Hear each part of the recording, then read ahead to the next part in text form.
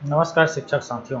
तो आज हम लोग सीखेंगे कि यूडाइस प्लस में यूडाइस एंट्री आप अपने स्कूल का कैसे करेंगे। इसके लिए सबसे पहले आप अपने कंप्यूटर पर या मोबाइल पर क्रोम ब्राउज़र पर आप यहाँ पे लिखेंगे यूडाइस प्लस .gov.in 2020-21। जैसे ही आप सर्च करेंगे आपको इस प्रकार का एक इंटरफेस दिखाई देगा।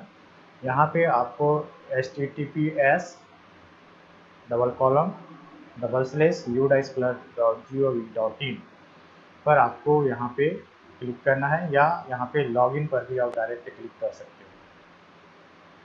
लॉगिन पर क्लिक करोगे तो आपको स्क्रीन इस प्रकार से दिखाई देगा, और यदि आप यूडाइस प्लस पर क्लिक करते हो तो आपको इस प्रकार का स्क्रीन दिखाई देगा। तो यहाँ पे आपको यूज़र नेम और पासवर्ड की आवश्यकता होगी, और यहाँ पे जो कैप्चा यहाँ पे दिया हुआ है उसको यहाँ पे टाइप करना है। यदि आप पासवर्ड भूल गए हैं तो यहाँ फॉरगेट पासवर्ड से आप फॉरगेट पासवर्ड को क्लिक करके और अपना डाइस कोड और आपका रजिस्टर्ड मोबाइल नंबर डालकर अपना पासवर्ड प्राप्त कर सकते हैं।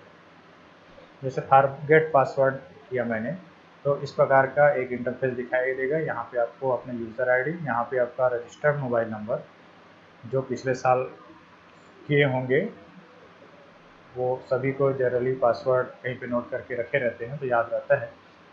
बाय द वे आप लोग भूल गए होंगे, तो यहाँ पे आप यूज़र आईडी और यहाँ पे रजिस्टर्ड मोबाइल नंबर और ये कैप्चा यहाँ पे टाइप कर सबमिट करेंगे तो आपके मोबाइल पर आपको नया पासवर्ड प्राप्त हो जाएगा। तो जैसे ही आप यहाँ पे लॉगिन पे आप क्लिक करते हैं तो आपको यहाँ पे यूज़र नेम में आपको अपना डाइस कोड लिखना है। जो भी आपके स्कूल का डाइस कोड होगा उसको लिखना है यहाँ पे आपका पासवर्ड जो कि आप पिछले साल पंजीयन किए थे, ऑनलाइन पर रजिस्ट्रेशन किए थे, तो आपका जो पासवर्ड होगा वो आप टाइप करोगे यहाँ पे आप ये जो कैप्चा दिख रहा है वो आप यहाँ पे, जैसे यहाँ पे 26, इसमें स्मॉल रहेगा, जो स्मॉल लिखना है, कैपिटल रहेगा उसको कैपिटल लिखना है। जैसा लिखा है वैसा ही इसको टाइप करना है, जैसे FEAL, है ना। उसके बाद यहाँ पे आप लॉगिन पे जैसे ही हम क्लिक करते हैं, है ना, तो हमारा लॉगिन हो जाता है और इस प्रकार का एक स्क्रीन हमको दिखाई देता है। यहाँ से आप instruction for filing the DCF file करने के लिए डाटा कैप्चर फॉर्मेट, जो फॉर्मेट है हमारा, वो फॉर्मेट यहाँ पे भरने का इंस्ट्रक्शन चाहो तो डाउनलोड कर सकते हो। ये सॉफ्टवेयर यूडाइस प्लस के सॉफ्टवेयर से संबंधित मैनुअल यहाँ से डाउनलोड कर सकते हो। यहाँ से click here to open DCF to fill the data, यहाँ से आपको इसमें क्लिक करके आपको DCF फाइल ऑनलाइन भरना है। तो जैसे ही आप यहाँ पे click here to open DCF to fill the data, ये लिखा हुआ है, इसको क्लिक करोगे तो आपको इस प्रकार का एक स्क्रीन दिखाई देगा। इसको आपको ओके करना है। यहाँ पे लिखा हुआ है ना, जो भी वो इंग्लिश में है, तो आपको हिंदी में अगर चाहिए तो ये इंग्लिश और हिंदी आपको यहाँ पे हिंदी चूज़ करना है। उसके बाद ये पूरा हिंदी में आपको स्क्रीन दिखाई देगा। यहाँ पे महत्वपूर्ण लेख लिखा है कि डेटा प्रविष्टि और डेटा की क्रॉस चेकिंग के पूरा होने के बाद दर्ज डेटा को प्रमाणित उपयोगकर्ता मॉडल फॉर्म सीरियल नंबर 42 के माध्यम से स्कूल उपयोगकर्ता ब्लॉक प्रविष्टि उपयोगकर्ता द्वारा प्रमाणित किया जाना चाहिए। प्रमाणित मॉड्यूल बहुत जल्द खोला जाएगा। तो उसके बाद यहाँ पे आपको दिखाई दे रहा है कि 1.1 to 1.14, तो ये 1.1 to 1.14 को आपको कुछ नहीं करना है। तो यहाँ पे आपको जैसे देखना है तो यहाँ से आप देख सकते हो 1.1 to 1.14 में क्या है, जैसे कि, तो ये आपका प्रोफाइल सेक्शन है 1.1 to 1.14, जैसे कि यहाँ पे ये दिख रहा है। तो इसको आपको कुछ नहीं करना है। इसके बाद ये आगे पे आपको क्लिक करना है। आगे में यहाँ पे आपको यहाँ पे लिखा हुआ है जैसे कि इसमें एक मुख्य डीसीएफ है। कक्षा 1 से 12 तक के स्कूलों के लिए प्रत्येक श्रेणी के स्कूल के लिए 18 संस्करण तैयार किए गए हैं। केवल आपकी श्रेणी के स्कूल से संबंधित प्रश्न ही आपको दिखाई देंगे। जो प्रश्न आपके स्कूल श्रेणी से संबंधित नहीं है वह हटा दिया गया है, इसलिए प्रश्न संख्या क्रमानुक्रम में नहीं होंगे। मतलब आपके स्कूल से संबंधित जो डाटा आपको यहाँ पे स्क्रीन पे दिखाई देगा और अनावश्यक डाटा आपको यहाँ पे दिखाई नहीं देगा। इसलिए ये जो सीरियल नंबर है वो क्रम से अगर कहीं पे ना हो तो आपको हड़बड़ाना नहीं है।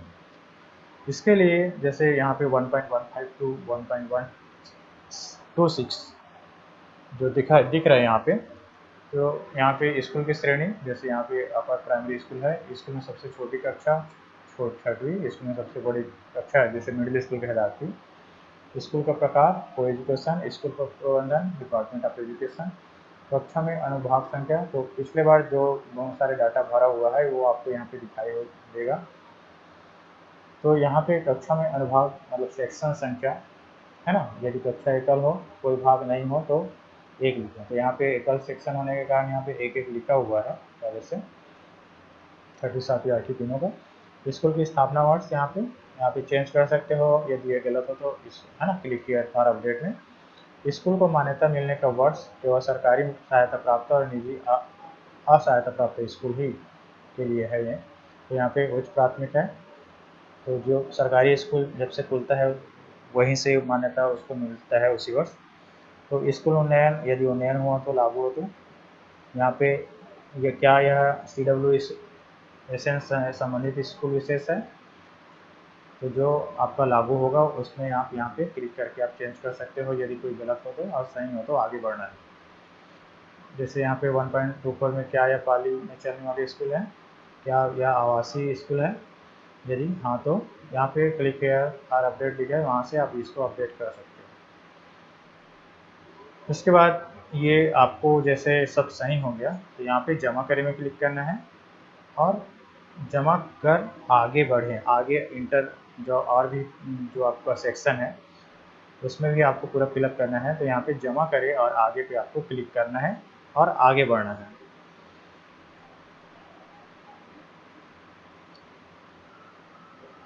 इसके बाद यहाँ पे देखते हैं 1.27 टू 1.39 ये भाषा से संबंधित है। तो स्कूल में पढ़ाने का माध्यम आपका जो भी माध्यम होगा या यहाँ पे फिलअप करना है। यदि अन्य माध्यम है तो कृपया उसका भी उल्लेख यहाँ पे कर सकते हो। तो विषय ग्रुप में पढ़ाई गई भाषा 3 भाषाओं का नीचे उल्लेख करें। तो आपको कौन कौन सी भाषा आपके स्कूल में पढ़ाई जाती है उनका उल्लेख यहाँ पे करना है।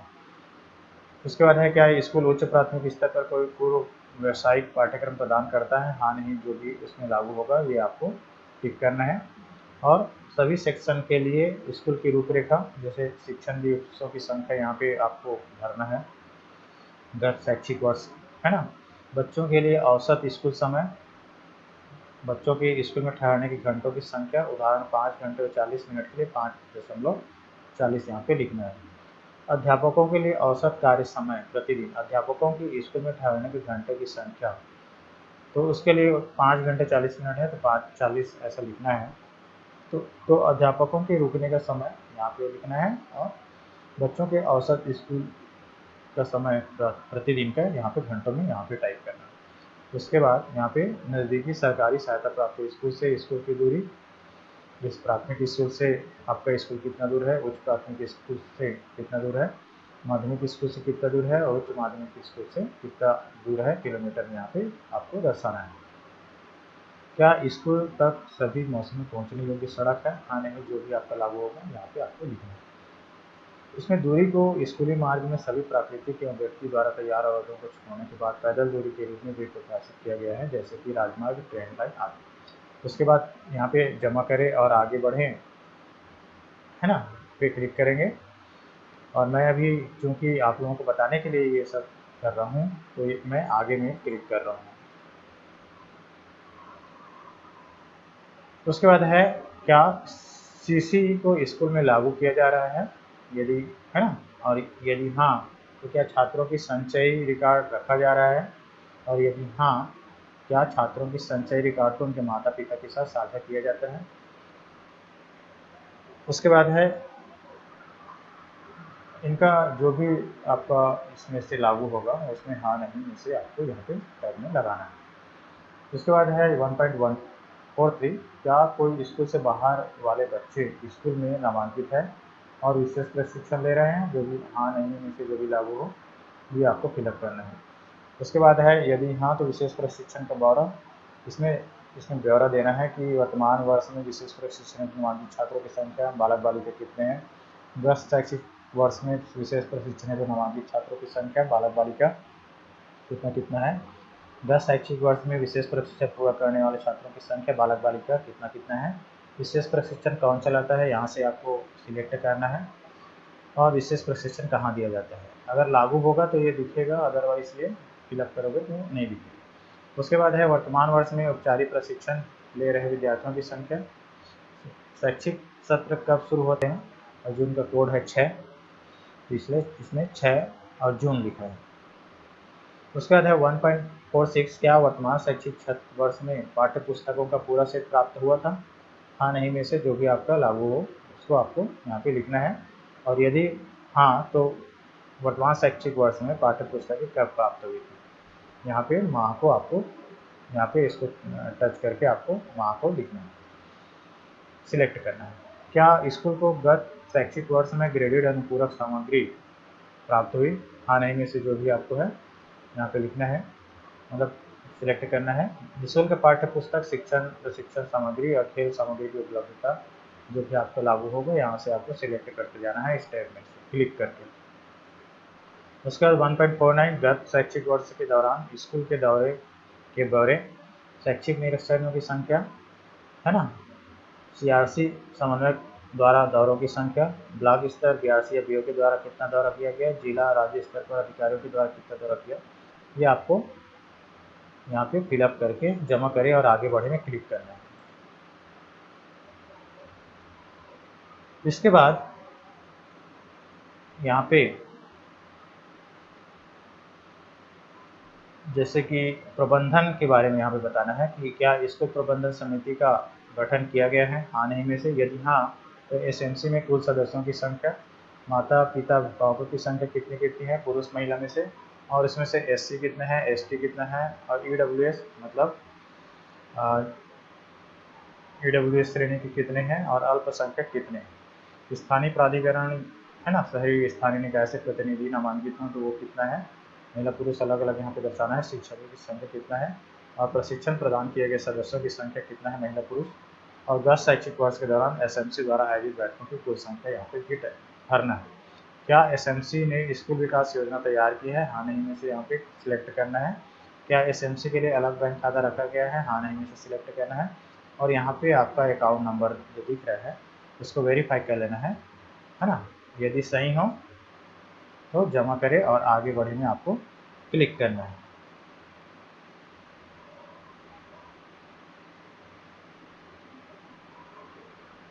उसके बाद यहाँ पे जैसे दिख रहा है कि ये अगला वाला स्क्रीन, तो अगला वाला स्क्रीन में यहाँ पे जैसे हमको पूछा गया है कक्षा स्कूलों में भौतिक सुविधाएं और उपकरण, तो स्कूल भवन की स्थिति यहाँ पे हमको दिया हुआ है, जैसे गवर्नमेंट है, प्राइवेट है, रेंटेड है, गवर्नमेंट है, क्या है, ये आपको सिलेक्ट करना है। उसके बाद है स्कूल भवन का प्रकार, तो स्कूल भवन कुल भवन ब्लॉक संख्या में से निम्न की संख्या हमको दर्शाना है। स्कूल भवन के ब्लॉकों की कुल संख्या, पक्का ब्लॉक कितना है, आंशिक रूप से पक्का, कच्चा भवन, तंबू, जीर्ण और निर्माणाधीन भवन, ये आपको संख्यात्मक जानकारी लिखना है। उसके बाद चार दीवारी का प्रकार, पक्का है, कच्चा है, आपको यहाँ पे दिखेगा, जो भी होगा आपको इसमें से सिलेक्ट करना है। उसके बाद है स्कूल में उपलब्ध पठन कक्षों क्लासरूम के ब्यौरे, है ना, तो इसमें अनुदेशात्मक प्रयोजन शिक्षा नीति उपलब्ध पठन कक्षों की संख्या यहाँ पे दर्शाना है, निर्माणाधीन पठन कक्षों की संख्या इसे भरना है, और जीर्ण शीर्ण अवस्था में कुल पठन कक्ष यहाँ पे आपको भरना है। इसके बाद आते हैं अनुदेशात्मक प्रयोजन शिक्षण के लिए उपलब्ध पूर्ण पठन कक्षों में से निम्न की स्थिति स्तर के बारे, जैसे उच्च प्राथमिक है इसमें कितने हैं, स्कूल में उपलब्ध पठन कक्षों में से भिन्न कक्षों की संख्या कितनी है, और कक्षों की स्थिति यहाँ पे पक्का कितना है ना, और पक्का में से अच्छी स्थिति में कितना है, मामूली मरम्मत की आवश्यकता कितनी है, अधिक मरम्मत की आवश्यकता कितनी है, आंशिक रूप से पक्का कितना है। तो ये आपको पूरा फिलअप करना है। उसके बाद है क्या स्कूली सुविधाओं को बढ़ाने के लिए भूमि उपलब्ध है, ये इसको आपको फिलअप करना है। उसके बाद जमा करें और आगे बढ़े पर क्लिक करेंगे। आप यहाँ पे शौचालय की जानकारी आपको देना है। तो क्या स्कूल में शौचालय है, हाँ नहीं में से जो भी हो आपको सिलेक्ट करना है। यदि हाँ तो उसका यहाँ पे आपको ब्यौरा देना है जो जो आपको पूछ रहा है। उसके बाद आते हैं क्या ये पूरा डिटेल आपको शौचालय से संबंधित ही आपको पूरा आपको यहाँ पे देना है, जैसे आपको स्क्रीन में दिखाई दे रहा है ना। ये फिलअप पूरा हो जाएगा जैसे ही आप अगला वाला जमा करें और आगे बढ़े, ये वाला बीच वाला को क्लिक करेंगे, है ना, तो आपको अगला स्क्रीन दिखाई देगा। इसमें स्कूल में भौतिक सुविधाएं और उपकरण से संबंधित यहाँ पे दिया हुआ है, जैसे ऑडियो विजुअल जन संबोधन प्रणाली, जैसे कि हाँ नहीं, विज्ञान किट है कि नहीं, गणित किट है कि नहीं, बायोमेट्रिक उपकरण है कि नहीं, ये आपको जो भी आपके स्कूल में लागू हो वो आपको सिलेक्ट करना है। उसके बाद फिर जमा करें और आगे बढ़ेंगे, है ना, जमा करें और आगे में क्लिक करेंगे तो आपको फिर अगला स्क्रीन दिखाई देगा। इसमें कंप्यूटर और डिजिटल उपकरण से संबंधित जानकारी है। क्या स्कूल में CAL लैब उपलब्ध है, क्या स्कूल में ICT लैब उपलब्ध है। आपको आपके स्कूल में जो लागू होगा उसे आप सिलेक्ट कर देना, जो लागू नहीं हुआ उसको नहीं में क्लिक करना। तो जैसे लैपटॉप वगैरह, टैबलेट, डेस्कटॉप कंप्यूटर, ये वो सब आपको अगर है तो इसमें संख्या भी यहाँ पे दर्शाना है। ये फिलअप हो जाने के बाद जमा करें और आगे बढ़ेंगे क्लिक करेंगे। इसके बाद शैक्षणिक और गैर शैक्षणिक कर्मचारी स्टाफ यहाँ पे जानकारी भरना है। जैसे लेखाकार है ना, तो मिडिल प्राइमरी स्कूल में तो हमारे पास लेखाकार नहीं रहता, तो जो भी होगा उसकी संख्यात्मक जानकारी यहाँ पे फिलअप करना है। उसके बाद शिक्षकों की संख्या नियमित कितना है, संविदा पर कितना है, ये सब जानकारी आपको फिलअप करना है। जमा करें, फिर उसके बाद जमा करें और आगे बढ़े, है ना, तो आपको अगला स्क्रीन दिखाई देगा। तो यहाँ पे आपको उस संबंधित शिक्षक के बारे में, आपके स्कूल में पदस्थ सभी शिक्षकों के बारे में डिटेल दिया हुआ है, और यहाँ पे एडिट में जाके आप उसको अगर कहीं पे गलत होगा तो उसे आप एडिट में जाके सुधार सकते हैं। और यदि आपके स्कूल से कोई शिक्षक ट्रांसफ़र होकर चला गया है ना, तो यहाँ से आप उसको डिलीट भी कर सकते हैं। और यदि कोई आया है नया तो यहाँ पे जोड़े, है ना, में जाके आप नया शिक्षक जोड़ भी सकते हैं। ये कंप्लीट हो जाने के बाद आपको फिर आगे बढ़े। यहाँ पे आपको वर्तमान शैक्षणिक सत्र में सामाजिक श्रेणी के तहत, है ना, जो भी बच्चे नामांकित हैं, ST में कितने हैं, SC में कितने हैं, OBC में कितने हैं, वो क्लास वाइज और बॉयज़ गर्ल्स वाइज आपको यहाँ पे फिलअप करना है ना, वर्तमान शैक्षिक सत्र में नामांकन। और यहाँ पे ये पूरा टोटल भर लेने के बाद जमा करें में क्लिक करें। उसके बाद है कुल नामांकन में से निम्नलिखित अल्पसंख्यक समूहों से संबंधित नामांकन का विवरण। वहाँ पे आप जैसे ही आप, है ना, यहाँ पे फिलअप करेंगे, इसमें से अल्पसंख्यक कितने हैं और उसमें से मुस्लिम, क्रिश्चियन, सिख, बुद्धिस्ट, पारसी, जैन कितने हैं वो आपको यहाँ पे फिलअप करना है। उसके बाद यहाँ पे जमा करे पे क्लिक करेंगे, है ना।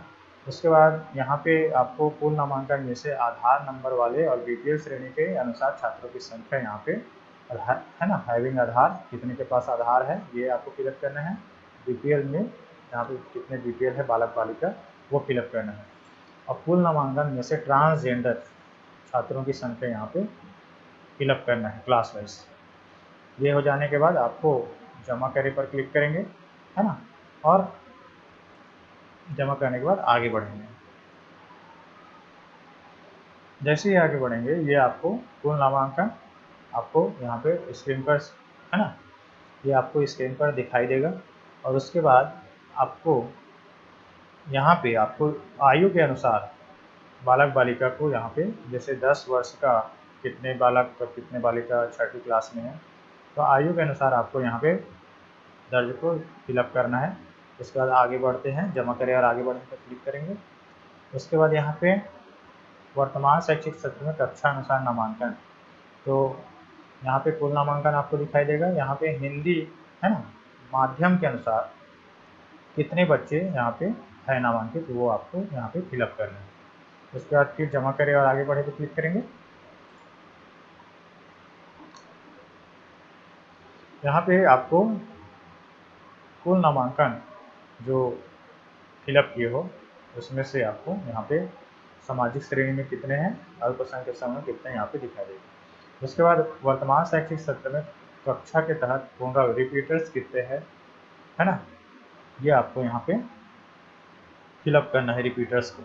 उसके बाद यहाँ पे जमा करे पे क्लिक करना है ना, और यहाँ पे भी उस रिपीटर्स में से कुल नामांकन में से नामांकन की विवरण यहाँ पे प्रदान करना है। उसके बाद जमा करे क्लिक करें, है ना। उसके बाद पूर्ण रूप से जमा कर इसमें आगे बढ़ना है, जमा करे पे क्लिक करके आपको इस प्रकार का फिर स्क्रीन दिखाई देगा, है ना। यहाँ पे उसके बाद 4.6 में विशेष ज़रूरत वाले CWSM बच्चे हम के बारे में यहाँ पे जानकारी भरनी है। तो इसमें ब्लाइंडनेस कितने हैं, लो विजन वाले कितने हैं, हेयरिंग इम्पेयरमेंट है कितने हैं, ये आपको पूरा डिटेल आपको यहाँ पे फिलअप करना है। उसके बाद जैसे ही जानकारी हो जाएगा जमा करें और आगे में क्लिक करना है। इसके बाद है बच्चों को दिए गए प्रोत्साहन एवं सुविधाएं। तो यहाँ पे जैसे फ्री टेक्स्ट बुक कितने को, है ना, ये जातिवार है ना, कैटेगरी वार आपको बालक बालिका का यहाँ पे फिलअप करना है। फ्री टेक्स्ट बुक कितने को दिया, फ्री यूनिफॉर्म, है ना, ट्रांसपोर्ट फैसिलिटी और स्कॉट बाइसिकल, ये सब कितने कितने को दिया, है ना, ये आपको यहाँ पे पूरा फिलअप करके जमा कर रहे पे क्लिक करना है, फिर आगे बढ़ो। उसके बाद है CWSM को दी गई सुविधाएं। जैसे विकलांग बच्चे हैं हमारे, उसको कितने क्या क्या सुविधाएं प्रदान की गई, जैसे ब्रेल बुक्स, बालक बालिका है, उच्च प्राथमिक, प्राथमिक, पूर्व प्राथमिक, है ना, जो भी है उसमें ये इसमें से क्या क्या आपको स्कूल में सुविधाएं दी गई है, ये आपको फिलअप करना है। उसके बाद जमा करें और आगे बढ़े क्लिक करेंगे। इसके बाद है प्रारंभिक स्तर पर वार्षिक परीक्षा के परिणाम। तो कक्षा 8वीं का गत वर्ष में वार्षिक परीक्षा परिणाम यहाँ पे फिलअप करना है। तो चूँकि ये जानकारी जो है 2020-21 का है ना, तो इसके लिए कक्षा 8वीं का गत वर्ष में परीक्षा परिणाम यहाँ पे भरना है। तो परीक्षा में सम्मिलित विद्यार्थी की संख्या यहाँ पे आ जाएगा और परीक्षा में उत्तीर्ण विद्यार्थी की संख्या ये इसमें आ जाएगा, और 60% से अधिक अंक वाले उत्तीर्ण विद्यार्थियों की संख्या यहाँ पे फिलअप करना है। इसका जमा करें और आगे बढ़े तो क्लिक करेंगे। उसके बाद आपको इस प्रकार के स्क्रीन दिखाएगा, इसमें प्राप्ति और व्यय। तो आपका जो भी अनुदान आपको स्कूल को मिलता है वो सब यहाँ पे फिलअप होगा। तो वित्तीय वर्ष 19-20 सरकारी और सरकारी सहायता प्राप्त स्कूलों के दौरान स्कूल और व्यय द्वारा प्राप्त अनुदान, है ना। तो संयुक्त स्कूल अनुदान यहाँ पे, और पुस्तक अनुदान, खेल और शारीरिक शिक्षा के लिए अनुदान, मीडिया और सामुदायिक जुटाव के अनुदान, SMC के प्रशिक्षण हेतु बड़े मरम्मत कार्य के अनुदान। तो जो भी अनुदान आपको मिला होगा और उसमें से कितना खर्च होगा ये आपको यहाँ पे उल्लेख करना है। और स्कूल द्वारा प्राप्त वित्तीय सहायता, तो गैर सहायता संगठन से कोई मिला है क्या, सार्वजनिक क्षेत्र से या समुदाय से, अन्य से, अगर यदि वित्तीय सहायता मिला हो तो इसका उल्लेख आपको करना है। और किससे मिला नाम लिखना है यहाँ पे, कितना राशि प्राप्त हुआ ये आपको लिखना है यहाँ पे। और उसके बाद यहाँ पे नीचे आते हैं, तो क्या स्कूल निम्नलिखित के लिए संपत्ति सूची पंजिका का रख रखाव कर रहा है, SCT, है ना, और खेल उपकरण, पुस्तकालय की किताब, तो इसके लिए क्या पंजी, है ना, संधारण हो रहा है कि नहीं, ये पूछा गया है यहाँ पे। तो ये आपको जो आपके स्कूल के लिए लागू होगा वो इसमें से आप सिलेक्ट करके आगे जमा करें और आगे में क्लिक करोगे। इसके बाद आपको यहाँ पे PGI और अन्य संकेतक के और सरकारी सहायता प्राप्त स्कूलों के लिए है ये PGI संकेतक। तो शिक्षकों की संख्या जिनके पास आधार है ना, जिनकी विशिष्ट ID किसी इलेक्ट्रॉनिक डाटाबेस में अधिरोपित होती है। क्या स्कूल में विद्यार्थियों की उपस्थिति इलेक्ट्रॉनिक रूप में लेने के लिए कोई प्रणाली है, तो आपके स्कूल में जो जो ये लागू होगा वो आप यहाँ पे सिलेक्ट कर लोगे। उसके बाद है ना, स्कूल की सुरक्षा, मतलब स्कूल सेफ्टी के लिए यहाँ पे जो भी है, जो जानकारी पूछा गया है यहाँ पे वो आप पूरा यहाँ पे फिलअप करोगे, इसका जमा करें और पूर्ण करें में आपको क्लिक करना है।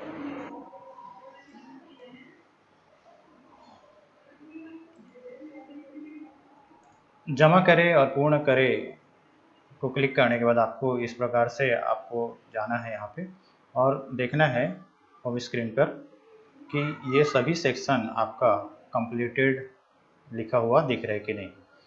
ये पूरा कंप्लीटेड लिखा हुआ आपका हो गया है, मतलब आपका पूरा डाटा फिलअप हो गया है। उसके बाद 41 नंबर पे आपको वैलिडेशन ऑफ फाइल डाटा में क्लिक करना है। तो उसके बाद आपको ये पूरा आपको जैसे कि यहाँ पे दिखाई देगा, पूरा 1 से लेके आपको 15 तक यहाँ पे सेक्शन दिख रहे हैं। उसके बाद आपको यहाँ पे वैलिडेट पे जाके वैलिडेट पे क्लिक करना है। जैसे ही आप वैलिडेट पे क्लिक करोगे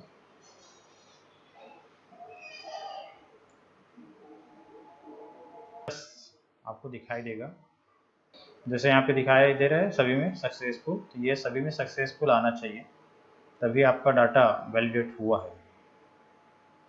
उसके बाद यहाँ पे बैक पे क्लिक करके आपको पुनः होम स्क्रीन पर जाना है, यहाँ पे ओके कर लेना है।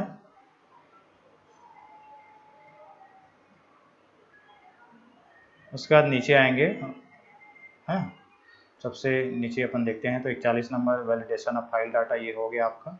42 नंबर में आप डाउनलोड फुल DCF फॉर्म, तो यहाँ से आप DCF फॉर्म डाउनलोड कर सकते हो भरा हुआ। यहाँ पे जो भरे हो डाटा उसका डाउनलोड स्कूल रिपोर्ट यहाँ पे आप कर सकते हो। 43 नंबर से आपको कंपेरिजन एंड सर्टिफाइड डाटा करना है। ये कंपेरिजन एंड सर्टिफाइड डाटा होने के बाद ही आपका काम कंप्लीट होगा।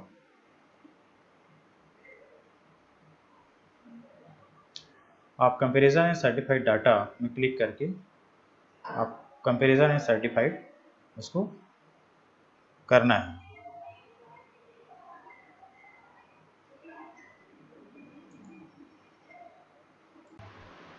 इतना होने के बाद आपका जो ऑनलाइन है ना DCF फॉर्म जो है डेटा सबमिट हो जाएगा।